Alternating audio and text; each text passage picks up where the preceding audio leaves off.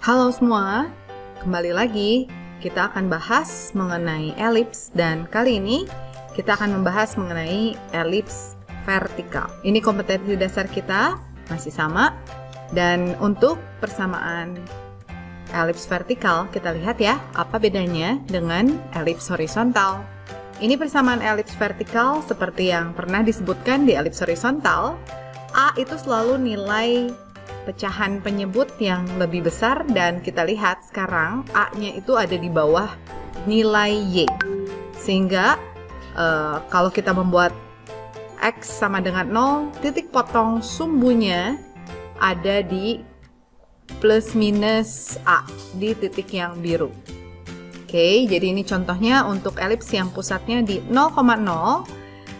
Kita lihat di sini adalah titik potong sumbu Y yang merupakan puncak elips di sumbu mayor, yaitu 0,A dan 0,min A. Sedangkan untuk sumbu minornya, puncaknya di min B,0 dan B,0. Kemudian, ini adalah fokusnya, ya. Fokusnya terletak di satu sumbu yang sama dengan puncak, yaitu di sumbu Y. Untuk elips vertikal ini titik fokus 1, 0,C, dan fokus 2-nya 0,min C.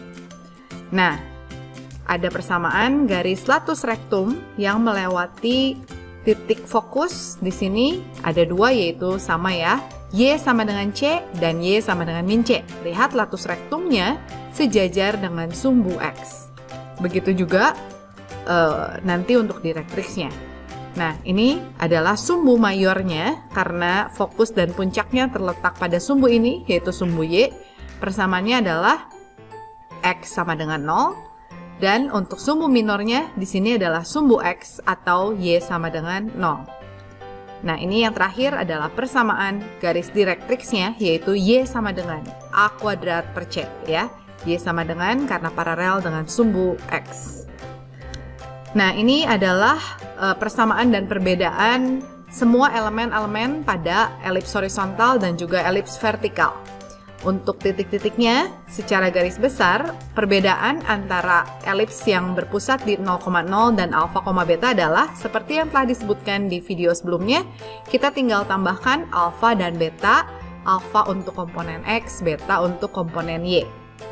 Dan juga sama untuk persamaannya ya. Di sini X sama dengannya juga kita tambahkan alfa, kalau untuk yang vertikal kita tambahkan beta. Yang sama adalah tentu saja persamaan garis direktriksnya A kuadrat per C, tapi karena sejajarnya dengan sumbu X, maka ini menjadi Y sama dengan. Begitu juga untuk latus rectumnya. Kemudian untuk panjang sumbu mayor, panjang sumbu minor, panjang latus rectum, dan eksentrisitas, semuanya tentu saja tetap sama. Nah, ini secara garis besar rumus untuk elips horizontal dan vertikal, bukan untuk dihafal, tapi semoga kalian dapat mengerti letak-letak dan persamaannya. Nah, ini kesimpulannya untuk perbedaan elips horizontal dan vertikal. Yang pertama yang tadi saya sudah sebutkan, kalian pilih dulu nilai A kuadrat, yaitu nilai yang lebih besar di bagian penyebut.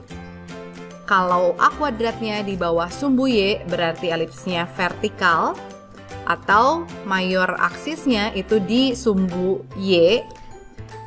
Begitu juga untuk fokus, puncak, sumbu mayor, itu juga di sumbu Y, dan garis direktris juga latus rectum ya, paralel dengan sumbu X. Dan yang terakhir ini nilai C kuadrat tetap sama, dihitung dari A kuadrat min B kuadrat. Oke, dan ini yang terakhir, semua ditambahkan alfa dan beta kalau dia pusatnya bukan di 0,0. Kita akan bahas untuk contoh 2 berikut ini. Oke, yang pertama kita akan bahas contoh 2 dengan pertanyaan yang sama seperti yang bisa kalian lihat di buku cetak ya. Di sini kita akan menentukan koordinat titik puncak, fokus, panjang sumbu mayor, panjang sumbu minor, eksentrisitas, dan persamaan direktriks, juga latus rectum, dan panjangnya untuk elips ini ya. Kita mulai dengan membuat elipsnya menjadi persamaan yang sederhana. Kita mulai dengan melengkapkan kuadratnya. Oke, kita buat persamaannya menjadi persamaan yang lebih sederhana.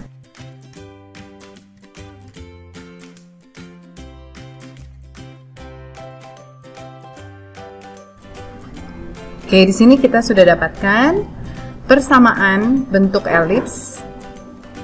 Kita bisa lihat bahwa A kuadrat itu nilainya yang lebih besar ada di bawah Y plus 2, sehingga di sini kita bisa simpulkan bahwa elips ini adalah elips vertikal. Jadi yang pertama untuk puncaknya kita letakkan dulu untuk elips vertikal. Di sini alfa dan betanya adalah 1,-2. Untuk puncaknya kita bisa lihat perpotongan. Biasanya di sini perpotongan sumbu Y, tapi ini bergeser ke X sama dengan 1, jadi satunya pasti sama. Untuk A-nya di sini dari 5, yang pertama 5 dikurang min 2, dan min 5 min 2, minus 7. Jadi kalau mau ditulis dulu, rumusnya adalah alfa, plus minus A plus beta, sehingga puncak 1 adalah 1,3 dan puncak 2-nya adalah 1,-7. Untuk fokus kita bisa hitung dengan rumus C kuadrat itu sama dengan A kuadrat min B kuadrat. Kita dapatkan C kuadratnya adalah 25 min 16, sehingga C-nya adalah plus minus 3. Nah, ini untuk fokusnya juga sama, yang tadinya 0, plus minus C menjadi alfa, plus minus C plus beta, sehingga menjadi 1, plus minusnya ini 3 min 2 dan min 3 min 2. Berikutnya panjang sumbu mayor itu selalu yang ini sumbu mayornya, sehingga ini adalah 2A. 2A itu di sini 10, dan untuk sumbu minornya adalah 2 dikali 4, 8. Eksentrisitas itu nilainya adalah C per A. Di sini berarti C-nya 3 per A-nya 5. Untuk C kita ambil nilai mutlaknya itu yang positif. Persamaan direktrix, kita lihat direktrixnya itu sejajar dengan sumbu X di sebelah sini dan di bawah. Untuk persamaannya menjadi Y sama dengan, karena sejajar sumbu X, rumusnya adalah A kuadrat per C.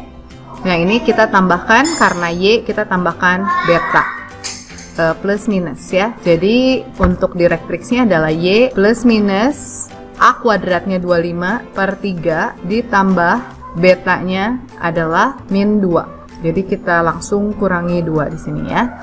Silakan bisa disederhanakan. Persamaan latus rektum ini juga Y sama dengan plus minus C plus beta, yang adalah plus minus 3 min 2 ya. Jadi di Y sama dengan 1 dan Y sama dengan minus 5. Panjang latus rektum itu 2B kuadrat per A, berarti di sini 2 kali 16, 32 per 5. Ini panjang latus rektumnya. Nah, ini penyelesaian untuk contoh 2, exercise 2. Untuk exercise 3, kita lihat di sini yang diketahuinya adalah pusat alfa, beta, eksentrisitas yang adalah C per A, dan juga panjang latus rektum.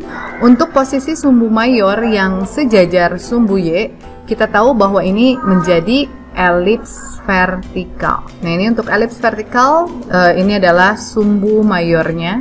Dia tegak vertikal sejajar sumbu Y. Oke, kita mulai dari pusatnya. Berarti untuk pusat diketahui alfa, beta min 1,2.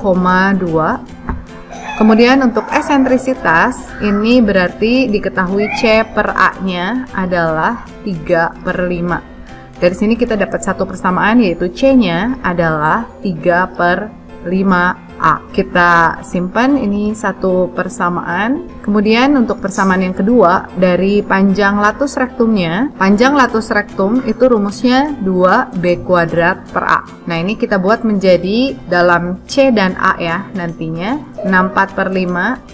Kita kali silang, 2B kuadrat dikali 5, ini sama dengan 64A. Nah, untuk B kuadrat kita jadikan A kuadrat min C kuadrat.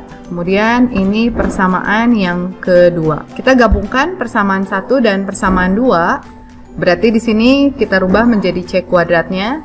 yang adalah 9/25 A kuadrat. Kita substitusi ke C kuadrat di persamaan yang kedua, sehingga kita dapatkan 10 kali A kuadrat min 9/25 A kuadrat sama dengan 64A. Kita selesaikan persamaan kuadrat ini dan sampai persamaan yang paling sederhana. Nah, di sini kita udah dapatkan nilai A-nya, berarti yang bisa atau yang mungkin A-nya itu nilainya 10. Oke, di sini kita akan balik ke persamaan 1 untuk menghitung nilai C. C-nya adalah 3/5A, sehingga C-nya adalah 6. Dan B-nya adalah B kuadrat sama dengan A kuadrat min C kuadrat, sehingga didapatkan B-nya adalah 8.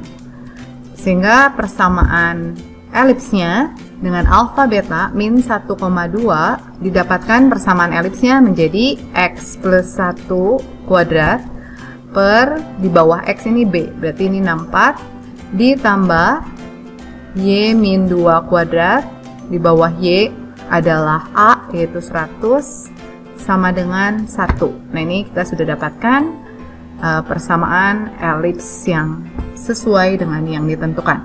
Nah, sampai situ dulu pembahasan soal elipsnya. Kita akan bahas lagi soal lainnya di kelas. Sampai ketemu lagi, sehat selalu, dan sampai jumpa. Bye-bye.